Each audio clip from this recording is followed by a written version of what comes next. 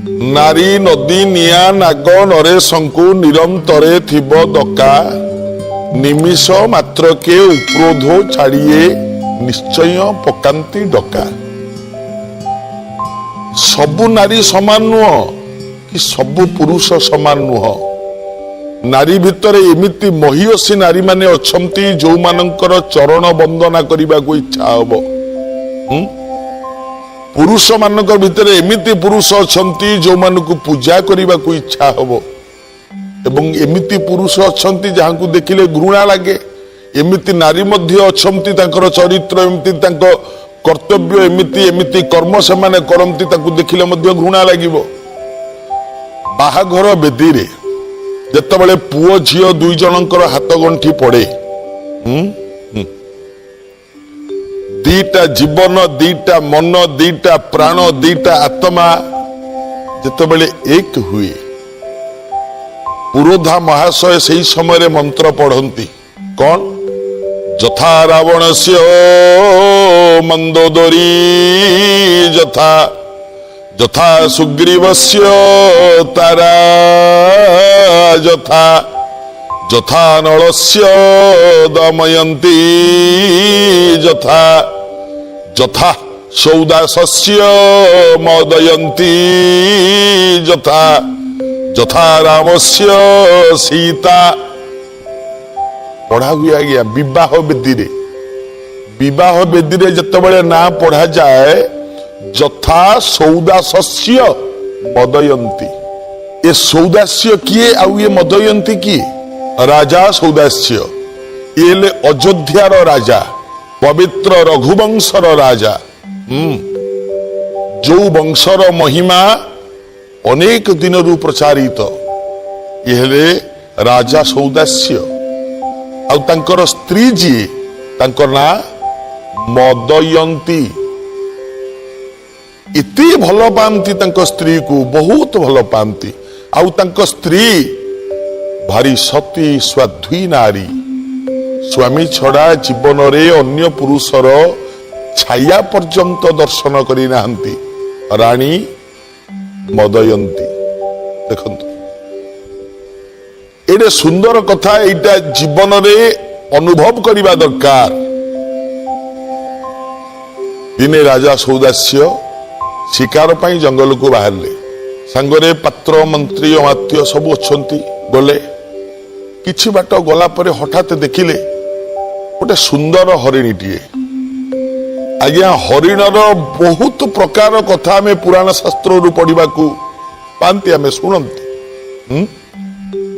गोटे सुंदर हरिणी ये हरिणी पछरे आज्ञा राम दिने गोड़े थे समस्ते गोड़े हरिण पछरे किए न गोड़े से कहती माया हरिण। माया हरिण माने आमे संसार सारा लोक गोटे हरिण पछरे गोड़े। ये हरिणटी किए राम तो गोड़े सुना हरिण पछरे आज सौदास्य गोड़े गोटे हरिण पछरे आमे जेतिकी संसारी लोक आमे गोटे हरिण पछरे गोड़े। कौन ये हरिणर ना कामिनी कांचन। बास संसार सारा लोक जोड़ी को नहीं गोटे हरिण कामिनी एवं कांचन तारी पछरे समस्ते गोड़े किछि नहीं। आज्ञा राजा सौदास्य गोड़ेले हरिण पछे पछे गोड़े किछि बाट गोड़ेला परे पात्र मंत्री अमात्य सब अलगा हिकी रही गले। राजा एकुटिया चलचंती इते माया रे सी टाणी टाणी नहीं जाउची जेमती हरिणी। किछि बाट गला परे अग्ना अग्नि जंगल जेतेबेले पड़िला ये हरिणटी आखि आगुरु अदृश्य हो गला। आउ राजा सौदास्य खोजिले पाइलेनी हरिण को किंतु सेतिकी बेले देखिले गोटे सुंदर पोखरीटी। देखंतु जो सुंदर पोखरीटी काच धार भली पानी केड़े सुंदर। राजा को टिके भी तृषा लगिलानी थका भी लगिलानी। राजा घोड़ारू ओल्हे पड़िले पोखरी कूल को चलीगले आंजुला आंजुला आनिकी पानी पीवा को लगिले। आहा कि स्वादयुक्त जल केड़े सुंदर लगिला पी देले मन शांति हो गला। गछमूल रे बसिले टिके सुलुसुलु पवन बहुची प्राकृतिक शोभा को उपलब्धि करुचंती। सुंदर पवन टिके बहुची बसिचंती ଦେଖିଲେ ହଠାତ୍ କାନରେ ବାଜିଲା କିଛି ଝିଅ ପିଲାଙ୍କର କଣ୍ଠସ୍ୱର। କହିଲେ କଣ ଗୋଟେ ଝିଅ ପିଲା, ଆରେ ଇଏ ଜଙ୍ଗଲ ଭିତରେ ଝିଅ ପିଲା କୋଉଠୁ ଆସିଲେ? କିଛି ଝିଅ ପିଲାଙ୍କ କଣ୍ଠସ୍ୱର ଶୁଣିଲେ, ଅନେଇଲେ, ପୋଖରୀ ଏ କୂଳରେ ସିଏ ବସିଛନ୍ତି ନା, ଆର ପଟରୁ କିଛି ଝିଅ ଛୁଆ ଆସିଲେ। ସେମାନେ କଣ କଲେ, କାଖରେ ଗୋଟିଏ ଗୋଟିଏ କଳସୀ ଧରିଛନ୍ତି, ପାଣି ବୁଡେଇଲେ, ପାଣି ବୁଡେଇ ଚାଲିଲେ। ଏବଂ ସବୁ ଝିଅ ମାନଙ୍କ ଭିତରେ ଗୋଟିଏ ଝିଅ ଥିଲା, ଯୋଉ ଝିଅକୁ ଥରେ ଯେତେବେଳେ ରାଜା ସୌଦାସ୍ୟ ଅନେଇ ଦେଲେ ଆଉ ଆଖି ଫେରିଲାନି। ଏଟା କଥାରେ କହନ୍ତିନି ଆଜ୍ଞା, ସୁନ୍ଦର ତୃପ୍ତିର ଅବସାଦ ନାହିଁ, ଯେତେ ଦେଖୁଥିଲେ ନୂଆ ଦିଶୁଥାଇ। ବାସ୍ତବରେ ସେ ଝିଅଟି ଏତେ ସୁନ୍ଦରୀ ଥିଲା, ରାଜା ସୌଦାସ୍ୟ ଅନେଇ ଦେଲେ, ଆଖି ଆଉ ଫେରିଲାନି। ଏ ଝିଅଟି, ସବୁ ଝିଅ ମାନେ ପାଣି ବୁଡେଇଲେ, ଏ ଝିଅଟି ବି କଳସୀଟି ବୁଡେଇଲା, ପାଣି ବୁଡେଇଲା। ବୁଡେଇ ସାରିବା ପରେ କଳସୀଟି କାଖେଇଲା, ଏମିତି ପଛକୁ ବୁଲିକି ରାଜାଙ୍କୁ ଅନେଇ ଦେଲା। ସେ ଦେଖିଲା ରାଜା ବସିଛନ୍ତି, ରାଜାଙ୍କ ମୁହଁକୁ ଟିକେ ଅନେଇ ଦେଲା, ଟିକେ ହସି ଦେଇକି ଚାଲିଗଲା। ଦେଖନ୍ତୁ, ଯେତେବେଳେ ସେ ଝିଅଟି ଏମାନଙ୍କ ସହିତ ଚାଲିଗଲା, ରାଜା ତାଙ୍କ ପଛେ ପଛେ ଚାଲିଲେ। କୋଉଠୁ ଆସିଥିଲେ, କୁଆଡେ ଆସିଥିଲେ, କଣ ପାଇଁ ଆସିଥିଲେ, ସବୁ ଭୁଲିଗଲେ। ସବ ଚାଲିଲେ ତାଙ୍କ ପଛେ ପଛେ, ଯାଇ ପହଞ୍ଚିଲେ ଗୋଟିଏ ସୁନ୍ଦର ଅଟ୍ଟାଳିକା, ସୁନ୍ଦର ଘର। ସେ ଘର ଦୁଆର ମୁହଁରେ ଲେଖା ହେଇଛି ବଡ ବଡ ଅକ୍ଷରରେ, ପୁରୁଷଙ୍କ ପ୍ରବେଶ ନିଷେଧ। ସୌଦାସ୍ୟ ଅନେଇଲେ, କହିଲେ କଣ, ଆରେ ଏଡେ ବଡ ଘର, ଏଠି କଣ କେହି ପୁରୁଷ ନାହାନ୍ତି? କଣ ପାଇଁ ଏମିତି ଲେଖା ହେଇଛି? କିଛି ବୁଝିପାରିଲେନି। ଦୁଆର ମୁହଁରେ ଠିଆ ହେଲେ, ଭିତରକୁ ପଶିଗଲା ବେଳକୁ ଗୋଟେ ଦାସୀ ଏମିତି ହାତ ଦେଖେଇ ଦେଲା, କହିଲା ଠିଆ ହୁଅ, ଠିଆ ହୁଅ। ରାଜା କହିଲେ କଣ? କହିଲେ କୁଆଡେ ଯାଉଛ? କହିଲା ଭିତରକୁ ଯାଉଛି। କହିଲା କଣ ପାଇଁ? କହିଲା ଗୋଟିଏ ଝିଅ, ସୁନ୍ଦରୀ ଝିଅଟିଏ ପାଣି ନେଇକି ବର୍ତ୍ତମାନ ଭିତରକୁ ଗଲା। କହିଲା ହଁ, ସିଏ ଆମର ଜେମା। କହିଲା ମାନେ ଏ ଘରର ମାଲିକାଣୀ? କହିଲା ହଁ, ସିଏ ଆମର ଜେମା, ଆଉ ତାଙ୍କ ନାଁ ହଉଛି କଳାବତୀ। ଦେଖୁନା ଲେଖା ହେଇଛି କଳାବତୀ ଭବନ। ତମେ ଅନ୍ଧ କି, ତମକୁ ଦେଖା ପଡୁନି? ରାଜା କହିଲା ଆରେ ଏମିତି କାହିଁ କଥାବାର୍ତ୍ତା କରୁଛ? ମୁଁ ପରେ ଦେଖୁଛି ଲେଖା ହେଇଛି ପୁରୁଷଙ୍କ ପ୍ରବେଶ ନିଷେଧ। କହିଲା ଏଟା ତଳେ ଲେଖା ହେଇଛି, ଉପରକୁ ଦେଖୁନା କଣ ଲେଖା ହେଇଛି? କଣ? କଳାବତୀ ଭବନ। ଆମ ଜେମାଙ୍କ ନା କଳାବତୀ। ଏଠି କେବଳ ଆମେ ଝିଅ ଛୁଆ ମାନେ ରହୁ, ପୁରୁଷ କେହି ନାହାନ୍ତି ଏଠି। ଏଠି ପୁରୁଷଙ୍କର ପ୍ରବେଶ ନିଷେଧ। କହିଲା କେତେ ଅଛ? ନା ଆମେ ଜେମାଙ୍କୁ ଛାଡିକି ଆମେ ଅଛୁ 50-60 ଜଣ ଆହୁରି ଝିଅ, ତାଙ୍କ ସେବା କରିବା ପାଇଁ। କହିଲା ତମେ ତ ସେବା କରିବାକୁ ଅଛ, ତମ ଜେମା ନିଜେ କାହିଁ ପାଣି ଆଣିବାକୁ ଯାଇଥିଲେ? କହିଲା ନାଇଁ ନାଇଁ, ସିଏ ନିଜେ ଯାଆନ୍ତି ପାଣି ଆଣିବାକୁ। ଯୋଉ ପାଣିଟା ଆଣନ୍ତି ନା, ସେଇ ପାଣିରେ ସେ ଠାକୁର ପୂଜା କରନ୍ତି, ସେଇଥିପାଇଁ ନିଜେ ସିଏ ପାଣି ଆଣନ୍ତି। ରାଜାଙ୍କ ମନ ଆହୁରି ଟିକେ ଲାଗିଗଲା, ତାହେଲେ ଝିଅଟା ନିଶ୍ଚିତ ପବିତ୍ର ଭାବାପନ୍ନ ଝିଅ ହେଇଥିବ, ତା ମନୋଭାବଟା ନିଶ୍ଚିତ ଭଲ ଥିବ, ଯିଏ ଠାକୁର ପୂଜା ପାଇଁ ନିଜେ ପାଣି ଆଣି ପୂଜା କରୁଛି। ଠିଆ ହେଇ ଭାବିଲେ। ସୌଦାସ୍ୟ ଏଇ ଦାସୀଟିକୁ କହିଲେ, କହିଲେ ଗଲୁ ତ ଜେମାଙ୍କୁ ଟିକେ ପଚାରିବୁ, ସନ୍ଧ୍ୟା ତ ହେଇଗଲାଣି ନା, ମୁଁ ଜଣେ ପରଦେଶୀ, ମୁଁ ଜଙ୍ଗଲକୁ ଶିକାର କରିବା ପାଇଁ ଆସିଥିଲି, ଆଉ ବାଟ ମଣା ହେଇଯାଇଛି, ମୁଁ ତ ଆଉ ଫେରି ପାରିବିନି। ଯଦି ଆଜି ରାତିଟା ମୁଁ ଟିକେ ତମ ଘରେ ବିଶ୍ରାମ ନେଇଯାଆନ୍ତି, କାଲି ସକାଳୁ ପଳାନ୍ତି, ଟିକେ ତମ ଜେମାଙ୍କୁ ପଚାରିକି ଆସିବୁ। କହିଲା ନାଇଁ ନାଇଁ, ପଚାରିବି କଣ, ଏଠି ତ ପୁରୁଷଙ୍କର ପ୍ରବେଶ ନାହିଁ, ତମେ ପରା ପଢୁଛ, ପୁରୁଷ ଲୋକମାନେ ଭିତରୁ କେହି ପଶିବେନି, ଆଉ ପଚାରିବି କଣ? ନାଇଁ ନାଇଁ, ଆରେ ଟିକେ ପଚାରିକି ଆ। ଠିକ ଅଛି। ଦାସୀ ଭିତରକୁ ଗଲା। କଣ ଆଜ୍ଞା, କଳାବତୀ ଅଭୟ ଦେଲା ହଁ ତାକୁ ନେଇ ଆସ ବୋଲି, ନା ରହିଲେ, ନା କିଛି ଘଟଣା ଘଟିଲା? କଣ ହେଲା ଘଟଣା? ବିରତି। ବିରତି ପରେ ସ୍ୱାଗତ। ଦାସୀକୁ ଯେତେବେଳେ ରାଜା ସୌଦାସ୍ୟ କହିଲେ ଯାଇ ଟିକେ ପଚାରିକି ଆ, କାଳେ ତାଙ୍କର ହୃଦୟ ତରଳି ଯିବ, ମୁଁ କୁଆଡେ ଯାଇପାରିବିନି ନା, ରାତି ହେଲାଣି, ଯିବି କୁଆଡେ? ଦାସୀଟି ଗଲା। କିଛି ସମୟ ପରେ ଦାସୀ ଫେରି ଆସିଲା, କହିଲା ହଁ ଆମ ଜେମା ରାଜି ହେଲେ, ତମେ ଆସ। ରାଜା ସୌଦାସ୍ୟ ଭିତରକୁ ଗଲେ। ସୁନ୍ଦର ଅଟ୍ଟାଳିକା, ସୁନ୍ଦର କାରୁକାର୍ଯ୍ୟ ଭିତରେ ହେଇଛି। ଚାଲିଲେ, ଯାଇ ଯେତେବେଳେ ପହଞ୍ଚି ଗଲେ, ଆଜ୍ଞା ଗୋଟିଏ ଘରେ ବସେଇ ଦେଲା ଦାସୀ। କହିଲା ଏଇଠି ବସ, ଆମ ଜେମା ଆସୁଛନ୍ତି। ଦୁଆର ମୁହଁରେ ପରଦାଟେ ପଡିଛି, ଭିତରେ ବସିଛନ୍ତି। ବାରମ୍ବାର ଯଦି ଟିକେ ଝୁମୁ ଝୁମୁ ଆବାଜ ହଉଛି ନା, ଅନେଇଲେ ଆସିଲା କି, କାହିଁକି ନା ଦୂରରୁ ଦେଖିଛନ୍ତି, ଏଡେ ସୁନ୍ଦର, ପାଖରୁ ତ ଦେଖି ନାହାନ୍ତି ନା। पाखु देखा भारी हृदय व्याकुल होउची। किछि समय पर कलावती हाथ रे खाद्य पदार्थ थाली धरी आसिक पहुंची गला। हाथ जोड़ी मुंडियाटीए मारिला कहला अतिथि देवो भव। देखंतु राजा अनेइले, अरे बा ब्रह्मा किमिति तैयारी करिछे झियो को। मने मने भाबुचंती एडे सुंदर पुणी पृथ्वी रे अछंती, एमती तैयारी करिछे भगवान।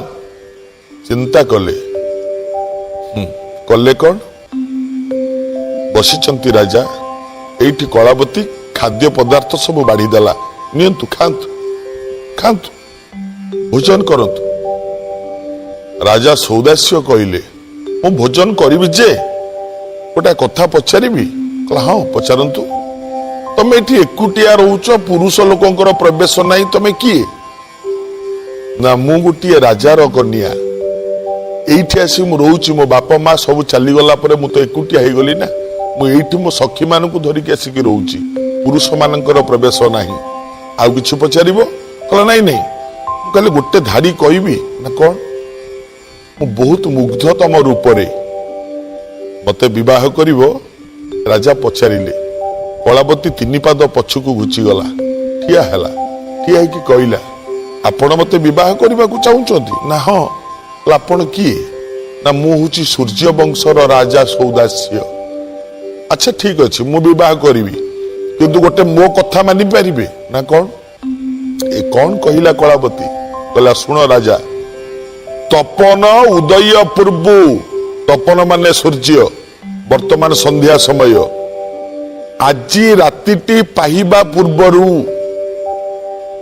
तम घरे तम स्त्री थिबे, पाट राणी थिबे? कहला हाँ मो स्त्री ना मदयंती। ठीक अछि। आजी राति पाहिबा पूर्वरु तम स्त्री रो कटा मुंड आनी जदि मो पाखरे पहुंची पारिबो तेबे मु तुमको विवाह करिवि। हला आश्चर्य ही गले सौदास्य। कौन तुमको पाइबा पई मो स्त्री रो मुंड काटिया पड़िबो? कहला मु सौतुनी सहित रहिबा को चाहेनी। नहीं जदि आनी न पारिबो ताले जाओ, किछ कथा नहीं। राजा सौदास्य एते पागल हो जाइथिले, ए झियर रूपरे ता कथाबार्ता रे एते पागल हो जाइथिले।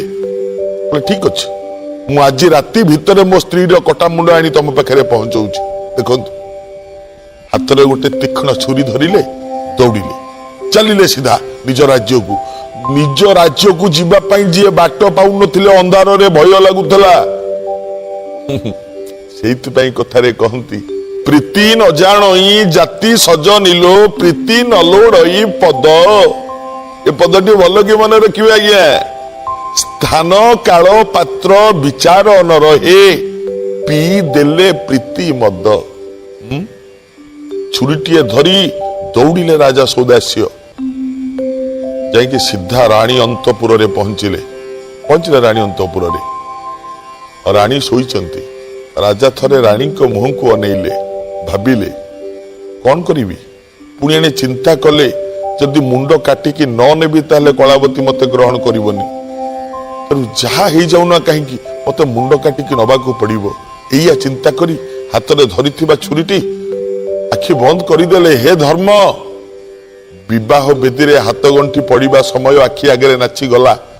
कौ भरोसा रे ता बापा मो हाथ सहित ता हाथ को खंची देइथिले। हे विधाता, तमे तो निजे कहिच ना, निशा शशांक शिवायांग गिरीश श्रिया हरि जुजयते प्रयास, विधेरपि स्वारसिक प्रयास, परस्पर योग्य समागमय। ये श्लोक को तमे निजे कहिच ना। तेणु मु कौन करने को जाऊँगी? किछि बुझिबा अवस्था रे नाहंती। मुंड भितरे बसा बांधी कलावती। हाथ रे छुरी धरिले, बेकरे चलई देले। मुंड गंडी अलगा ही गला। निज स्त्री रो कटा मुंड ए हाथ रे धरिले, ए हाथ रे छुरीटे धरिचंती। दौड़िले।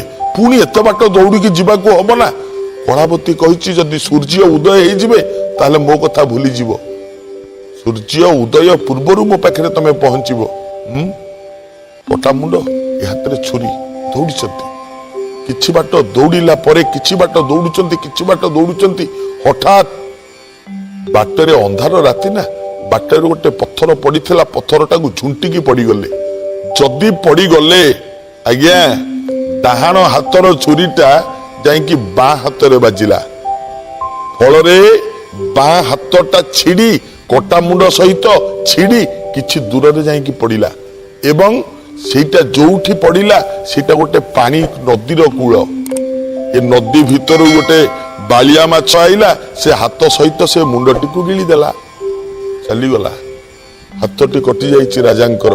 ରାଜା ସେଇଠି ଚେତା ବୁଡିକି ପଡିଛନ୍ତି। ଦେଖନ୍ତୁ, ମନେ ମନେ ଚିନ୍ତା କରୁଛନ୍ତି। ଯେତେବେଳେ ଚେତା ଆସିଲା ରାଜା ଭାବିଲେ ମୁଁ କରିବି କଣ, ମୋ ହାତ ନାହିଁ, ଇଆଡେ ସ୍ତ୍ରୀର ମୁଣ୍ଡ କଟିଗଲା, ମୁଁ କରିବି କଣ? ତଥାପି ଏ ହାତରେ ସେମିତି ଛୁରୀଟା ଧରିଛନ୍ତି।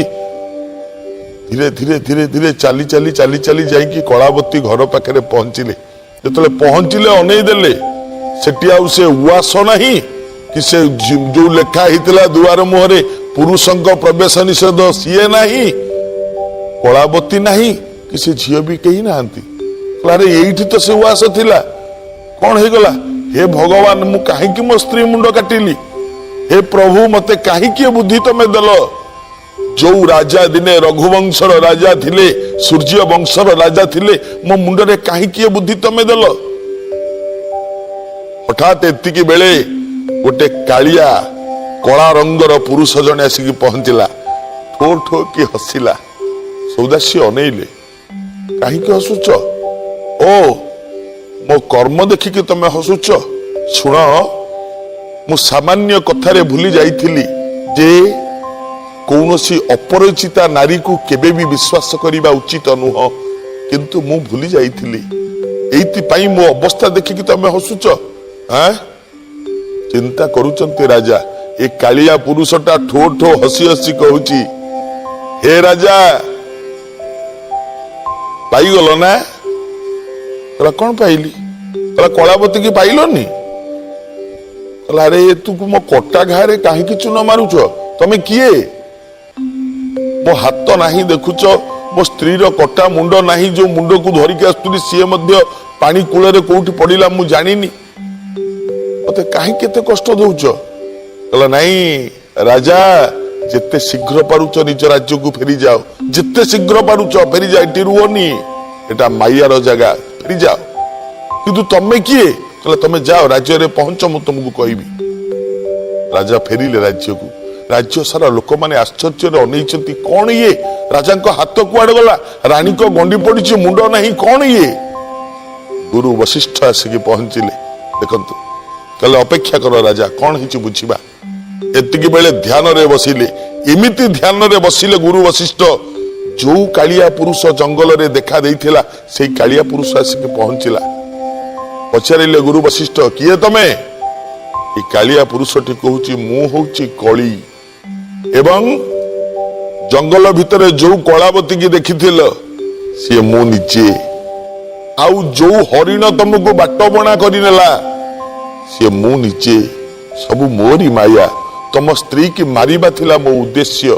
ଆଉ ସ୍ତ୍ରୀ ଚାଲିଗଲେ, ଧର୍ମ ପତ୍ନୀ ଚାଲିଗଲେ ପୁରୁଷ ଧର୍ମ ଛଡା ହେଇଯାଏ।